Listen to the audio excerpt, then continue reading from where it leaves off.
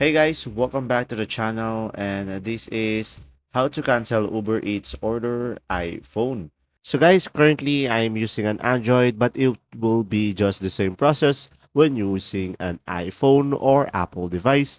So just simply follow along. First thing that you will do is simply open your Uber Eats app and just simply log in into your account.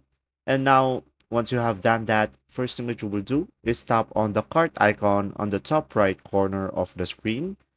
And from here, guys, just simply go to orders on the top right again. From here, you should be able to see your live order and just simply tap on it. And from there, guys, just simply tap help in the upper right area of your screen. And from there, you should be able to see the cancel order button. So just simply tap on that.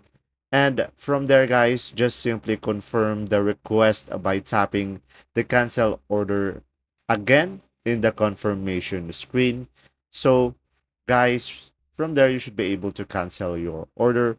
And guys, remember that once the restaurant has accept your order, a full refund will not be available as the restaurant has already begun to make your food. And guys, remember that if you cancel your order after the merchant started preparing it, you may not be eligible for a refund.